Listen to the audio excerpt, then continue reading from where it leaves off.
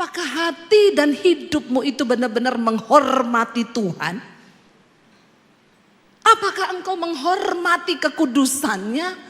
Apakah engkau hidup menghormati Tuhan dan dosa-dosa engkau buang dari hidupmu? Shalom. Iya. Terima kasih pertama-tama saya ucapkan buat Bapak dan Ibu Gembala dari Gereja YHS yang ada di Malang ini. Ya, saya percaya bahwa semua karena anugerah Tuhan. Ya, terima kasih buat kesempatannya sekali lagi saya boleh melayani di sini.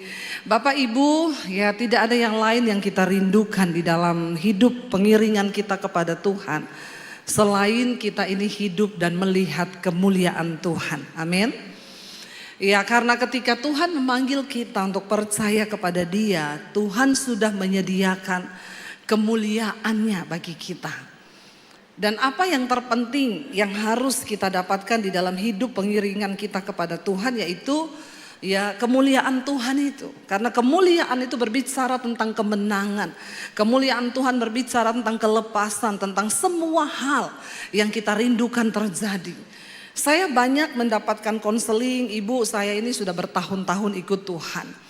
Saya sudah berdoa, saya sudah ini, saya sudah itu, saya sudah ini dan itu. Tapi kenapa saya tidak mengalami ya yang namanya kemuliaan Tuhan? Saya tidak mengalami yang namanya ini ya kelepasan seperti yang saya dengar dan saya baca di dalam firman Tuhan. Hari ini kita akan belajar dari kisah hidup bangsa Israel. Bagaimana ketika bangsa Israel mengalami kehilangan kemuliaan Tuhan.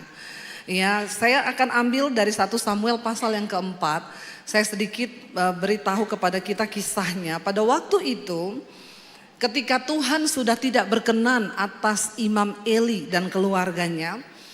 Ya, Imam Eli adalah orang yang dipilih menjadi imam ketika itu di Silo. Ya, dan dia menjadi imam membawa bangsa itu untuk dekat kepada Tuhan. Tapi kegagalan Eli adalah ketika dia membiarkan kedua anaknya itu hidup di dalam dosa. Ya, dosa apa yang dilakukan oleh anak-anaknya Eli? Mereka mengambil bagian Tuhan. Ya, kalau bangsa Israel datang mempersembahkan korban bakaran, ya kambing, domba, sapi untuk dipersembahkan sebagai korban penghapusan dosa. Anak-anaknya itu meminta. Harusnya itu korban diolah dulu bagi Tuhan pertama kali dipersembahkan. Tapi anak-anak Imam Eli berkata, berikan kepada kami. Lalu petugasnya berkata, ini kita buat Tuhan dulu. Gak usah, pokoknya kami mau bagian ini. Mereka yang tentukan apa yang menjadi hak mereka. Dan Tuhan marah, bahkan ketika pada waktu itu anak-anak Imam Eli, Hofni dan Pinehas, mereka meniduri ya wanita-wanita yang melayani ya di bait Tuhan pada waktu itu. Mereka melakukan segala kecemaran, kenajisan, percabulan bahkan di rumah Tuhan. Dan itu menjadi satu dosa yang Tuhan berkata kepada Imam Eli, karena engkau membiarkan anak-anakmu hidup tidak menghormati aku, maka mulai dari hari ini aku akan menghukum engkau dan keluargamu. Dan Tuhan berkata, tidak ada lagi korban apapun yang dapat menghapus dosa keluarga Imam Eli. Maka satu keadaan yang sangat malang bagi seorang manusia ya adalah ketika dia dosanya tidak diampuni. Amin apa amin? Ya, firman Tuhan berkata, berbahagialah orang yang dosanya diampuni dan yang meninggalkannya. Ya, tetapi terkutuklah orang yang dosanya bahkan tidak diampuni. Tuhan berkata, tidak ada lagi korban yang bisa menghapus dosa dari Imam Eli dan keluarganya. Sejak hari itu, Tuhan mulai memilih seorang pengganti, yaitu Samuel, yang akan menggantikan Imam Eli. Dan kita melihat dalam keadaan itu Israel hidup kehilangan kemuliaan Tuhan. Bapak Ibu, seringkali kita merasa kita masih ke gereja, kita masih melakukan rutinitas kekristenan kita. Tapi tanpa kita sadari seringkali kita ini hidup tanpa kemuliaan Tuhan. Waktu engkau hidup dalam kemuliaan Tuhan, semua orang akan melihat, wow, dia sungguh orang yang disertai Tuhan. Amin. Karena kita adalah suratan Kristus yang terbuka, yang hidup kita harusnya dapat dibaca oleh semua orang. Apa yang terjadi ketika kemuliaan Tuhan meninggalkan bangsa Israel? Mari kita lihat 1 Samuel pasal yang keempat. Tulisannya, judulnya di sana adalah tabut Tuhan dirampas, ya, Filistin merebut tabut perjanjian. Ayat yang pertama, perkataan Samuel dinyatakan kepada seluruh bangsa Israel, ya. Sekarang bangsa Israel pergi berperang menghadapi bangsa Filistin. Mereka berkemah di samping, ya, di samping Ebenezer, dan bangsa Filistin berkemah di Afek. Ayat yang kedua, baca sama-sama ya supaya saudara tidak nganggur.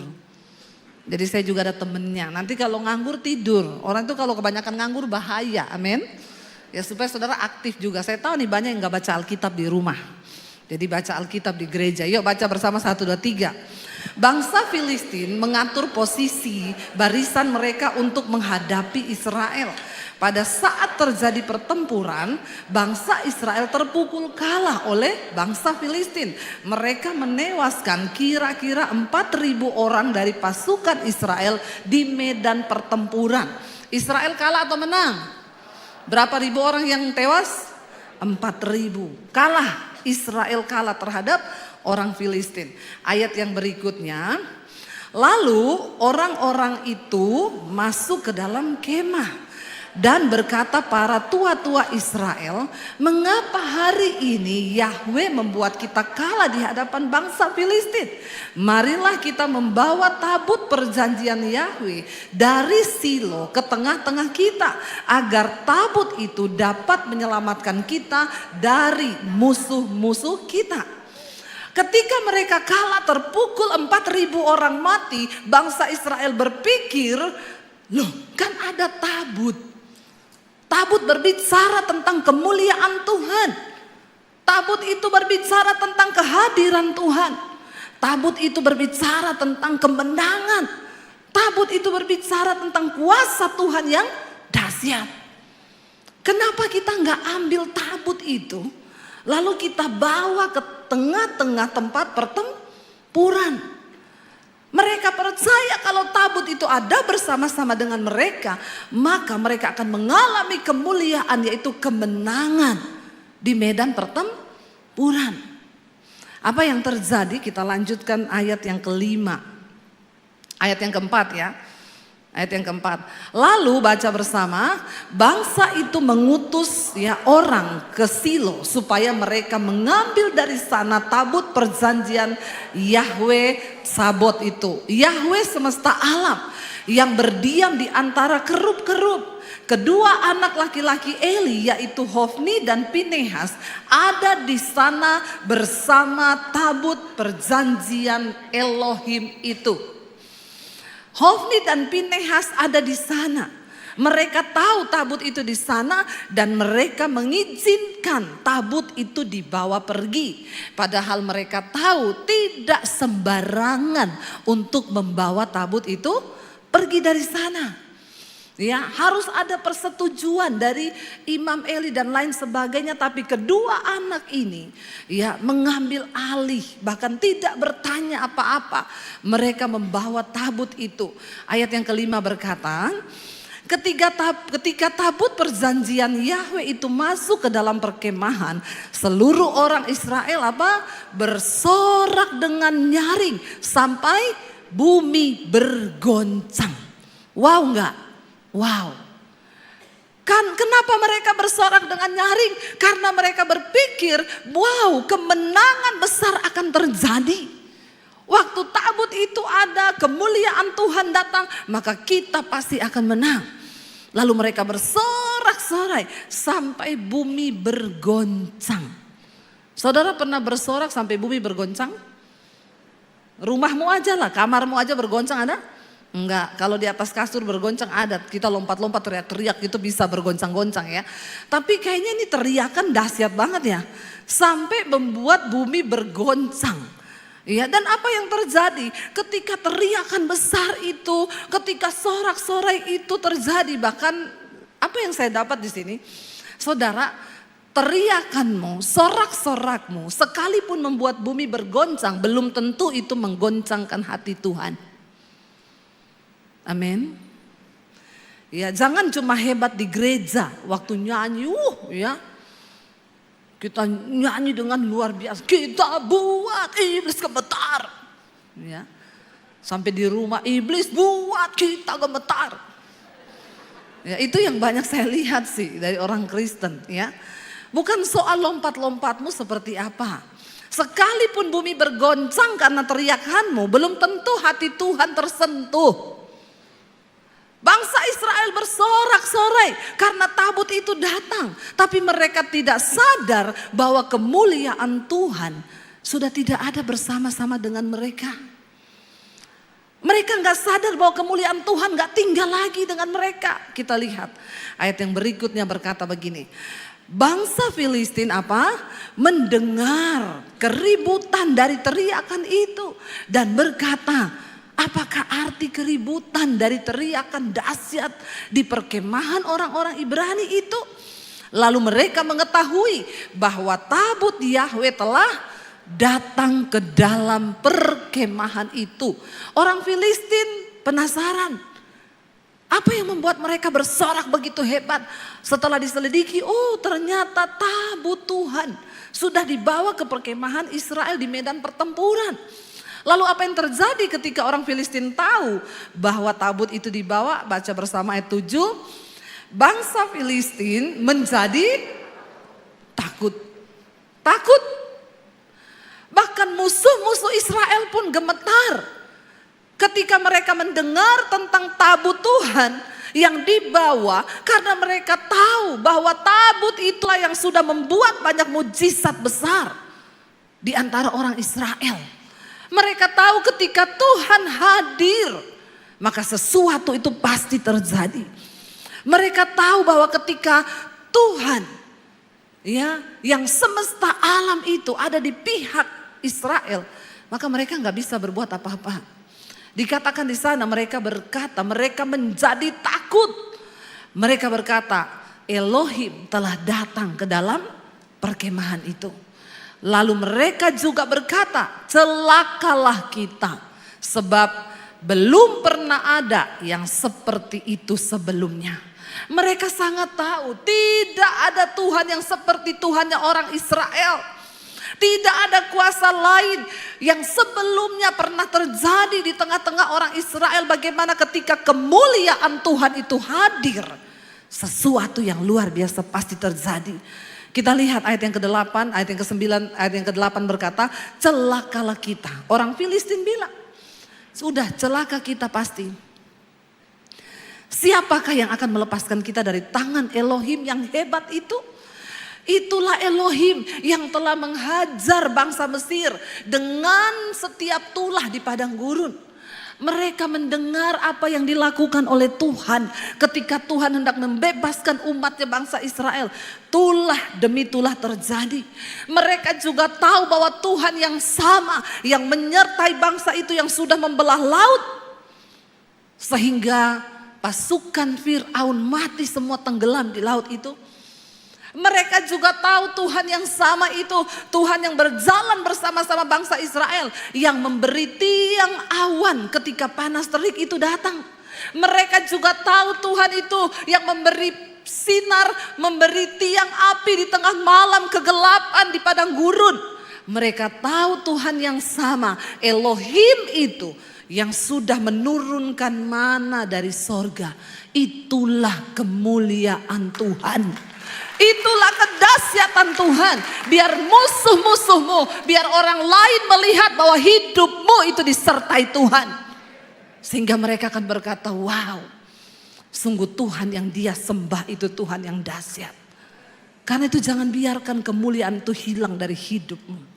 Kita akan lihat bersama apa yang terjadi. Bangsa Filistin takut, gemetar melihat Elohim datang bersama-sama orang Israel. Lalu mereka berkata begini, kuatkanlah dirimu. Orang Filistin, dia bilang, kuatkanlah dirimu dan bertindaklah berani seperti seorang laki-laki. Memang laki-laki itu harusnya berani, amin bapak-bapak. Di sini nggak ada laki-laki yang penakut kan? Kalau kau penakut sebagai laki-laki, berhenti jadi laki-laki. Terus jadi apa Bu? Cucok meong. Jangan jadi cucok meong ya.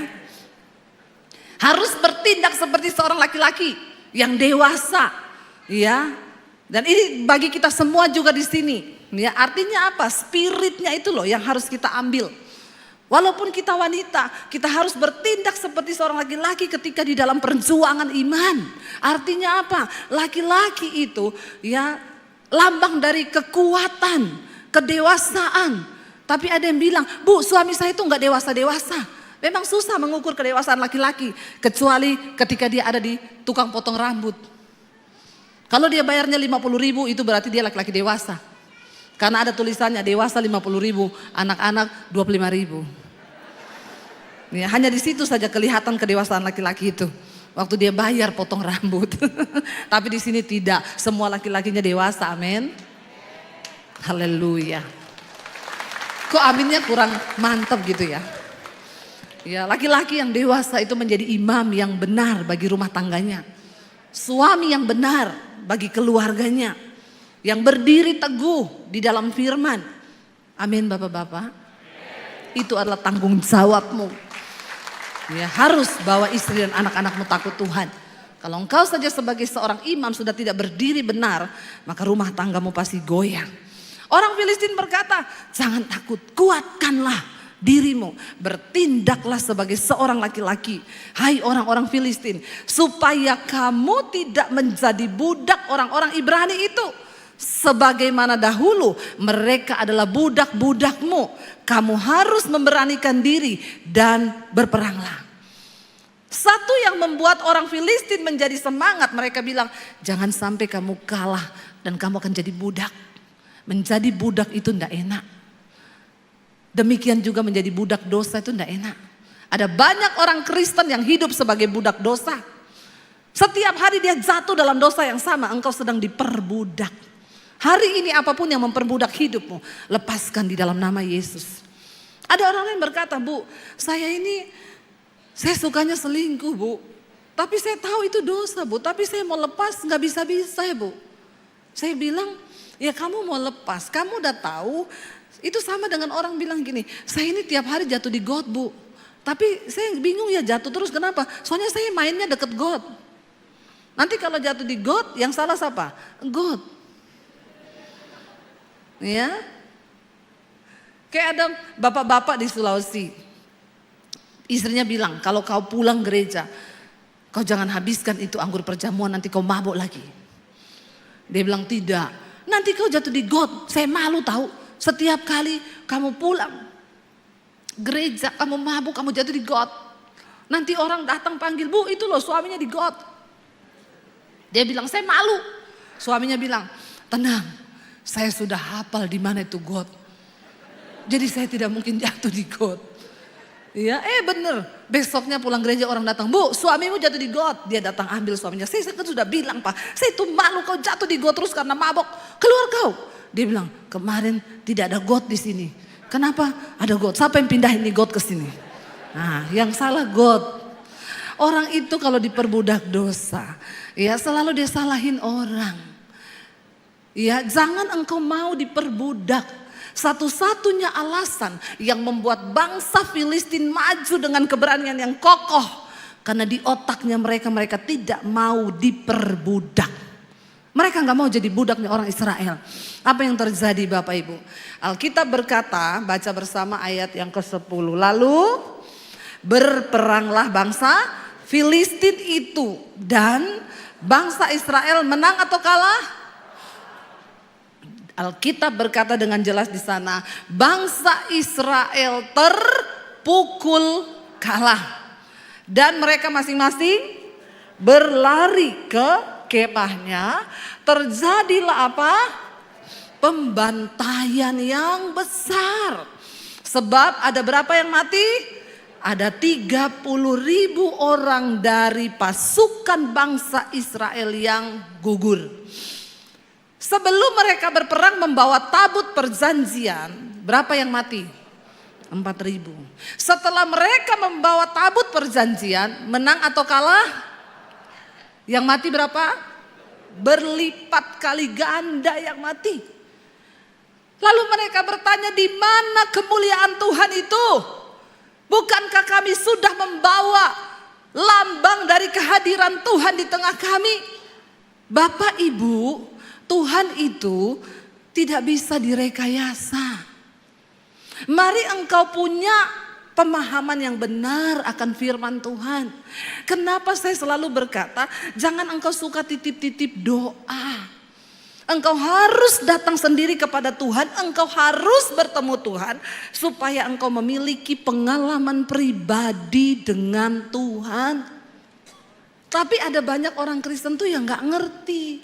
Saya ditelepon Bu Debi, saya itu ada beli rumah baru di kawasan elit. Ibu bisa nggak doakan rumah saya sebelum saya tempati dengan keluarga? Nanti saya kasih alamatnya, nanti saya antar kuncinya ke rumah ibu berserta dengan amplop persembahannya. Tapi saya nggak ada Bu, ibu aja pergi ke sana. Dalam hati saya bilang, Pret. Dia pikir ketika dia utus pendeta datang berdoa buat rumahnya, lalu rumah itu akan diberkati dan setannya pergi. Saya bilang, Pak, kalau saya datang doakan rumah itu bisa. Misal ada 10 setan di dalam, saya doakan, saya kuduskan 10 setan pergi. Tapi ketika Bapak masuk, setan ini ajak teman satu-satu, jadi 20 setan balik ke rumah itu dan tinggal dengan Bapak dan Ibu dan anak-anak. Makanya terjadi pertengkaran tiap hari ribut. Kenapa? Lalu ngomong, lo dulu didoakan pendeta Debbie, kenapa jadi malah tambah banyak setannya? Saya bilang, saya tidak akan berdoa. Biar Bapak kirim amplop tebel, maaf ya Bapak Ibu. Jangan kau pikir pendeta itu ya cuma mau terima amplop. Emang saya pendeta apaan? Pret. Kalau ada pendeta yang mau begitu, sudah jangan percaya lagi sama itu pendeta. Jangan percaya itu pendeta abal-abal tuh. Suruh doakan rumah kosong mau. Nggak ada orangnya, yang penting dapat amplop. Pret, ajarkan kepada umat itu pengajaran yang benar. Amin.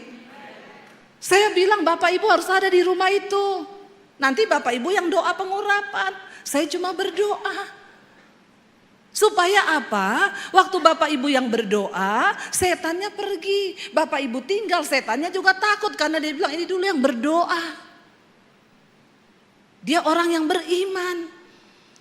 Jangan kau itu punya pemahaman yang salah. Makanya sekalipun kau pelayanan, sekalipun kau bayar persepuluhan, persembahan, kau pakai kalung salib yang besar, di rumahmu ada gambar Yesus yang gede, kau pikir setan takut? Hello.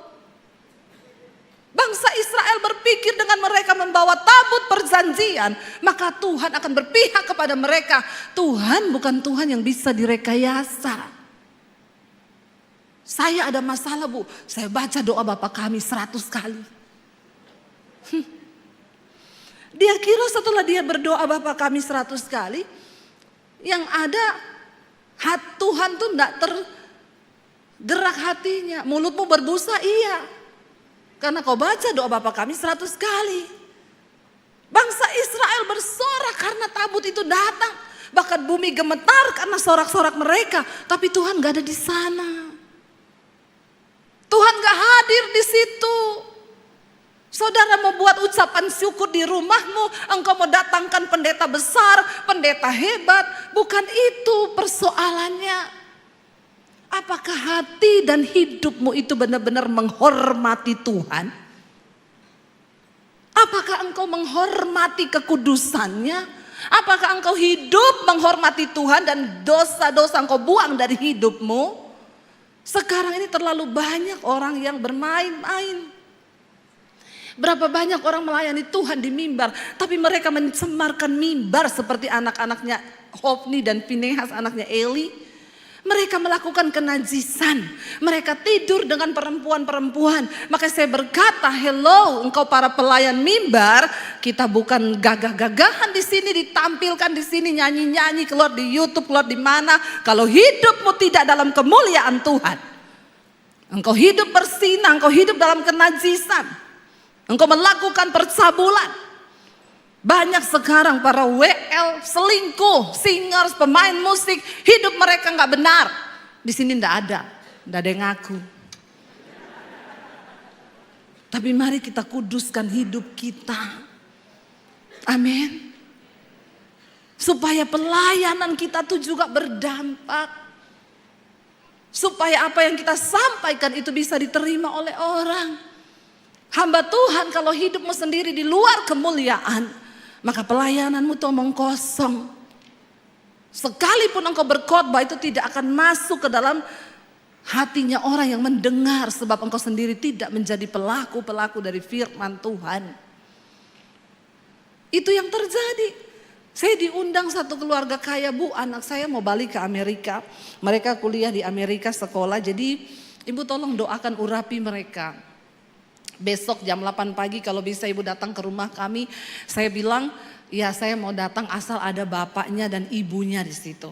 Mamahnya bilang, oh saya pasti ada, Bu, tapi suami saya nggak tahu ya. Kayaknya dia nggak bisa, Bu, karena dia tuh sibuk, bisnis, ada meeting, ada kepiting. Ada ini, ada itu. Oh, Bapak kerja terus sibuk ya? Iya. Terus ngundang saya kenapa? Ya supaya anak kami diberkati. Dia pikir kalau didoakan pendeta terus anaknya itu diberkati.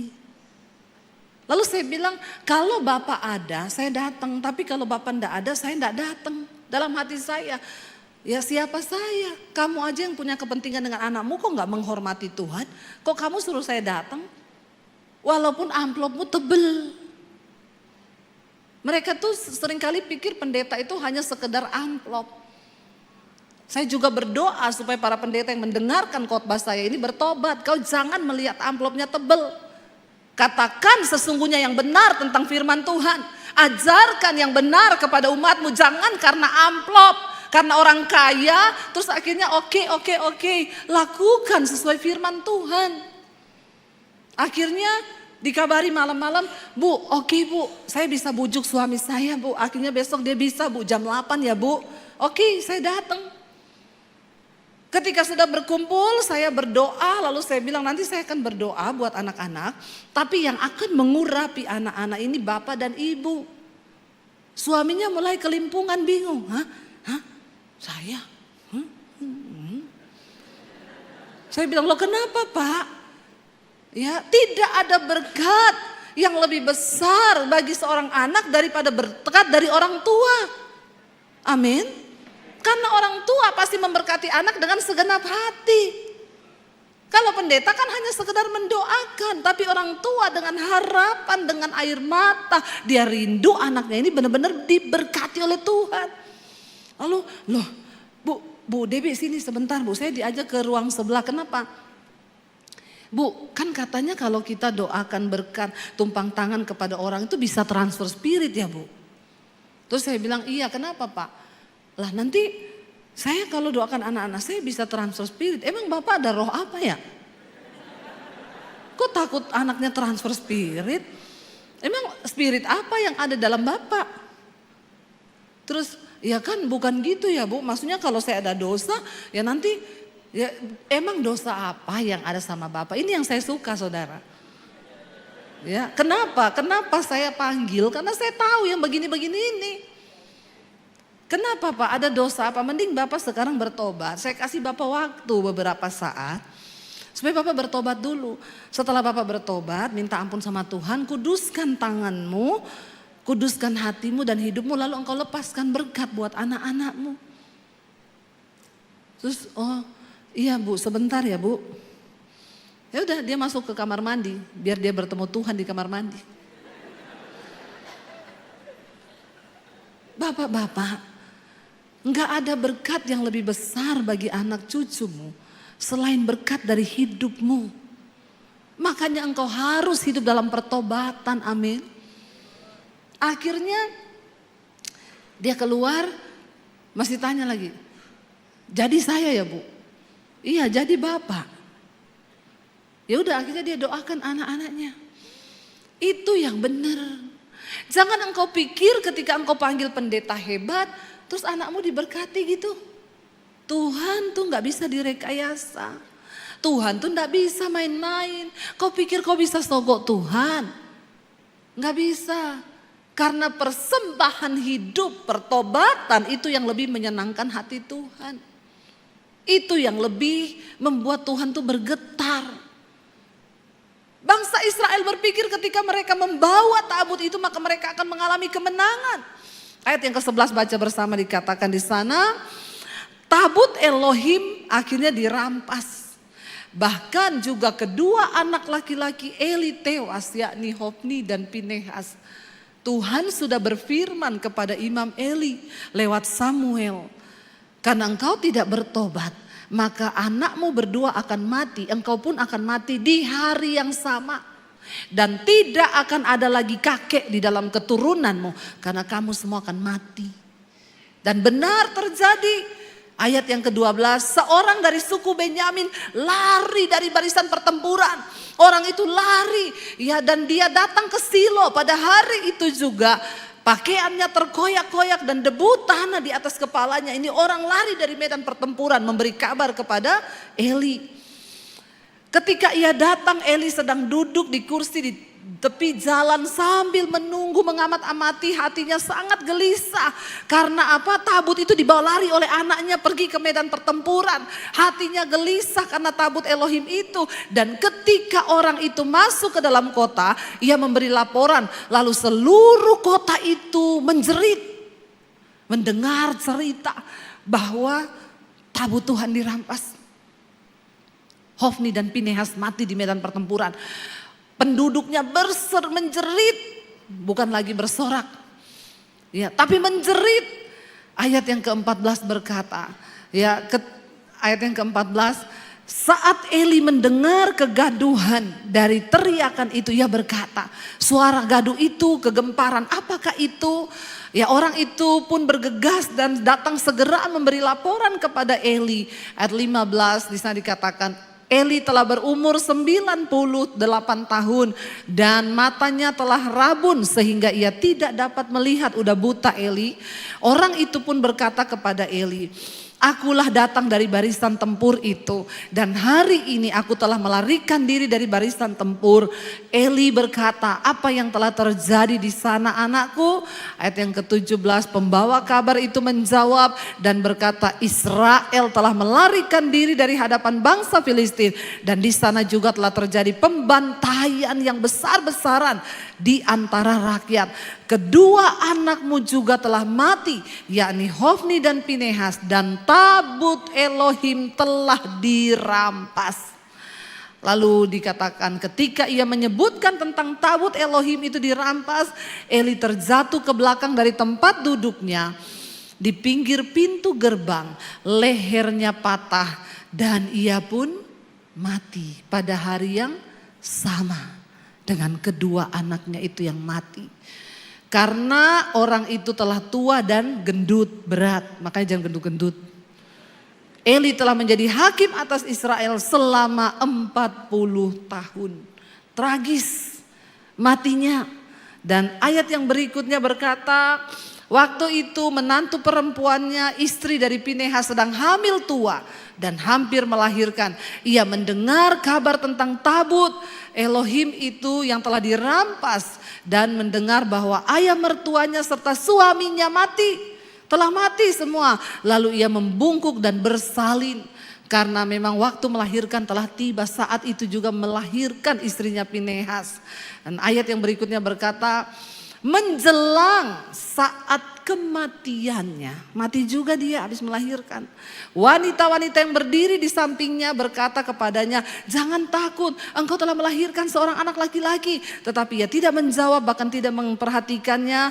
Lalu ia menamai anak itu Ikabod sambil berkata, kemuliaan Tuhan meninggalkan Israel. Sebab tabut Elohim telah dirampas dan karena ayah mertuanya serta suaminya telah tiada. Tragis apa yang menimpa bangsa Israel. Ikabod, kemuliaan Tuhan telah meninggalkan. Mari kita berdoa Bapak Ibu. Sebagai orang percaya, anak-anak Tuhan. Mari hidup takut dan hormat akan Tuhan.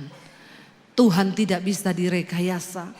Dia melihat hatimu, dia melihat hidupmu, kita yang sungguh-sungguh takut akan Tuhan. Mari kita hormati Tuhan. Mari kita mau berkata, Tuhan, kami mau meninggalkan apa yang ada di belakang kami. Dan kami mau mengarahkan hidup kami kepada apa yang di depan.